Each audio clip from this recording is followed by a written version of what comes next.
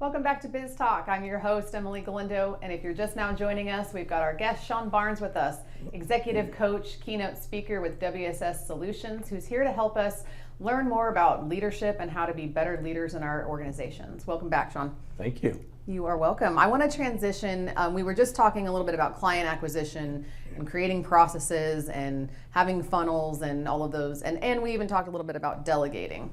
Part of delegating is that scary leap that you mentioned was, what if they aren't good at it? What if what if they don't do the job as good as I can? Which then requires me to provide some coaching. That might be a little uncomfortable. How can we help our viewers understand how to have what we call uncomfortable conversations? Well, I want to correct you a little bit. It can be a lot uncomfortable. Oh, okay. Yeah, to be clear. Because, as we move through high school and college, we're not always taught skills around having uncomfortable conversations. We're taught a trade or a skill or a craft, but effective communication and how to have these crucial conversations isn't always taught to us. And so we have to kind of fumble our way through it and do a little bit of trial by error. But one of the biggest things that I've learned is starting to understand that there are levels of escalation. And a lot of times we try to avoid the uncomfortable conversation, and then it builds and builds and builds, and then we just snap on somebody. And then, the poor member of the team's like, whoa, what just happened to me? Mm-hmm. And if the first time or few times something goes wrong, you just have a conversation. Hey, Emily, what happened here? I thought we talked about this. Oh, well, I didn't know about this. Oh, okay, cool. Well, let's do this. And then if it happens again, oh, okay, well, hold on a second. We talked about this a few times, type of a thing.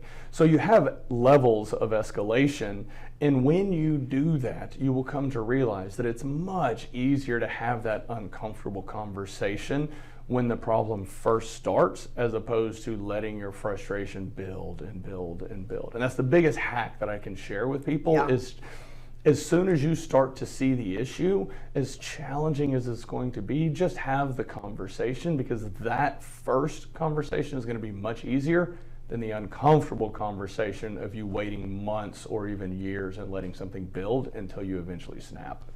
So what I'm hearing you say is it's magically not just going to go away. No, it will not.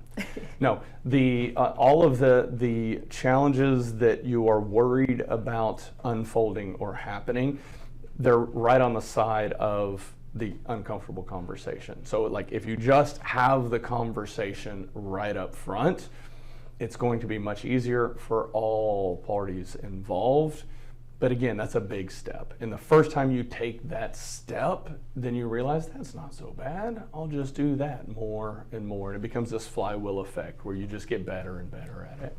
Do you think that crucial conversations, like if we start with the smaller level one, that's maybe a possible mistake, right? And so does that require it to have this formal, we got to sit down, come into my office, shut the door, and make it like that sort of thing? Or can it be done in a casual, or does that undermine our authority? No, I think you start off in more of a casual environment. And a lot of small business owners and entrepreneurs, they have the types of relationships with the members of the team. Well, they'll go grab lunch together or breakfast, or some of them even go have drinks or something like that. Broaching the topic in an informal way is a way to raise awareness of the issue or challenge in a non-threatening way. Mm-hmm. Now, you also touched on something that is important, in that sometimes the employee doesn't understand the gravity of the situation when you do it in a casual setting. Mm-hmm. So making sure that as you have those levels of escalation, eventually you want to pull them into your office and have the really uncomfortable conversation of, we talked about this at lunch, we talked about this in the hallway, now we're talking about this in my office. This is something that we really have to figure out, and I want to figure this out together. How can I best support you in it? And when you approach the conversation in a way of genuinely wanting to support them and help them, just kindness and candor, that goes a very long way, and it kind of helps lower their guard and their walls so they can see, oh, Sean really does want to help me, and I probably need to do this a little bit better. But if you go straight for the hammer, mm-hmm. it's just going to create friction and tension, and it's going to tear down the trust that exists between you and the members of your team. And we want to avoid that at all costs. Okay, so how do we marry that, or at least it feels like this is an arm of what we call accountability, right? And so what would you say is the framework of accountability where the crucial conversation finally comes into play here? Yeah, and so there are processes called progressive discipline processes, and I'm sure everybody that's watching this knows that if you do bad things, you're going to get written up, or you're going to be put on a performance improvement plan. Now, not all businesses actually have formal processes around it, and it doesn't have to be this rigid, structured, step-by-step process, but having something as a guide. We're going to have a verbal conversation. And if that doesn't go well, maybe a second one. If that doesn't go well, we're going to have a write-up. And then having a process documented so that you can work through that. But then there's the soft skills side of it around just communicating to the people on your team. And this can be a little bit of an art in my experience. And where you want to lean into kindness and candor. You have to be brutally honest and transparent. Emily, you're messing this stuff up. Like, we have to work through this together. How can I support you? Mm-hmm.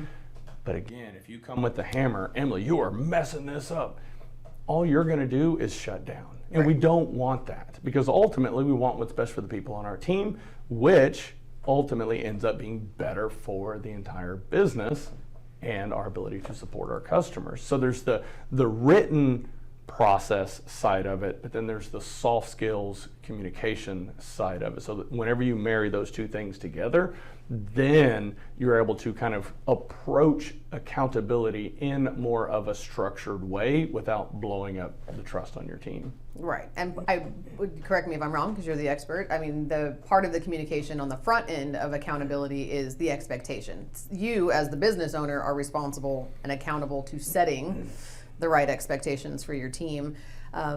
In my experience, I have found that is a challenge for some business owners because they don't either know how to deliver the expectation or they don't even know what the expectation should be. And it's in their head, and then somebody disappoints them, and that's when we end up with this back and forth thing.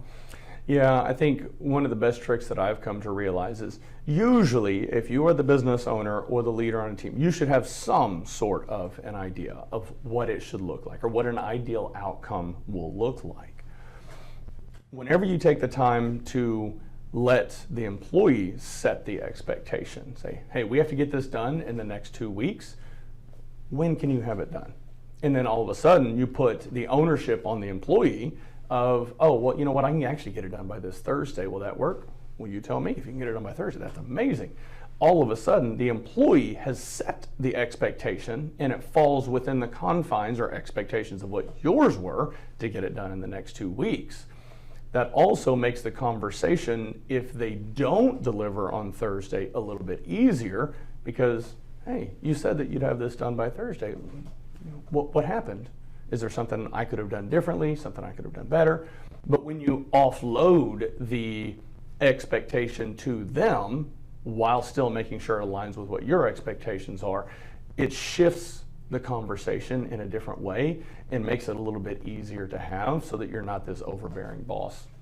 I think that's a really great tip that's a really great coaching piece of letting them come up with the expectation to be able to fall back on. You said you were going to do it. This has nothing to do with me, right? Mm-hmm. You also asked a really great question. What could I have done differently to help support you to getting it done? I don't know if a lot of our viewers ask that to themselves. We talked about this on the other show, but asking yourself, what have I done? How have I contributed to the way people are responding to us in this organization, right? Mm-hmm. So in terms of accountability, self-accountability as either the owner or the middle management, what should they be holding themselves accountable to in terms of leadership of their team? I think they need to set the standard.